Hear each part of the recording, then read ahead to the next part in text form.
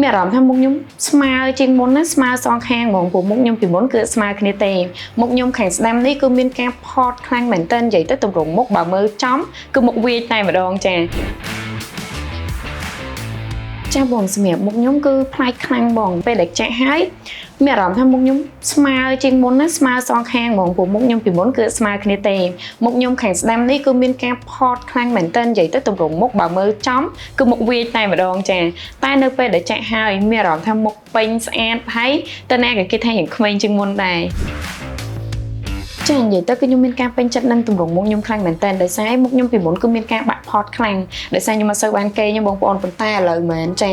គឺថាមុខពេញស្អាតមែនតើសំខាន់ទៅក្រៅណាមានមិត្តភ័ក្តិជាច្រើនដែលគាត់តែសួរខ្ញុំថាអូយមុខឯងលើប្លែកម៉ែហែងធ្វើអីមែនហែងចាក់អីមែនចាខ្ញុំអត់មានអីត្រូវលាក់អីបងប្អូនគឺខ្ញុំបានធ្វើការចាក់ខ្លាញ់បំពេញមុខនិយាយទៅការចាក់ខ្លាញ់នេះបងប្អូនមិនបាច់ភ័យបារម្ភមានបញ្ហាព្រោះយើងអត់មានបូកផ្សំសារជាតិអីលាយចូលបន្ថែមទេព្រោះគឺជាខ្លាញ់ខ្លួនយើងផ្ទាល់អញ្ចឹងទោះថ្ងៃក្រោយក៏អត់មានបញ្ហាអីដែរព្រោះជាខ្លាញ់របស់យើងអូយខ្ញុំភ្លេចប្រាប់ពេលដែលធ្វើហ្នឹងហ៊ានណាបងប្អូនមកតែម្នាក់ឯងទេចាប៉ុន្តែ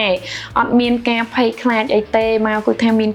នភាពកក់ក្ដៅមែនតើខាង KD នេះព្រោះគាត់យកចិត្តទុកដាក់មើលថែយើងណាស់ចាអញ្ចឹងមិនភ័យមិនបារម្ភទេអញ្ចឹងបងប្អូនដែលគាត់មានបញ្ហាមុខផតមុខបាក់គាត់ចង់ជ្រើសរើសសេវាកម្មមានសុវត្ថិភាពចាមិនថាពេលចាក់ហើយទៅថ្ងៃក្រោយហើយសំខាន់បានលទ្ធផលមកស្អាតទៀតបងប្អូនគាត់អាចជ្រើសរើសជាមួយនឹងសេវាកម្មចាក់ខ្លាញ់ពេញមុខបានមួយទៀតបងប្អូនណាបងប្អូនឃើញព័ត៌មានជាច្រើនត្រូវទេការចាក់ខ្លាញ់ហើយវាមានដុំពកអត់ស្មើមានថាវាស្រក់មកគឺវាអត់ស្មើមុខយើងស្អាតណានៅដុំណាបងប្អូនកុំភ័យបារម្ភមើលតារីសាមុខខ្ញុំមិនដឹងអីចាមានដុំពកត្រង់ណាអត់ទេខ្ញុំខ្លួនឯងនេះពេញចិត្តទម្រង់មុខខ្លាំងមែនតើអញ្ចឹងមិនសិនជាបងប្អូន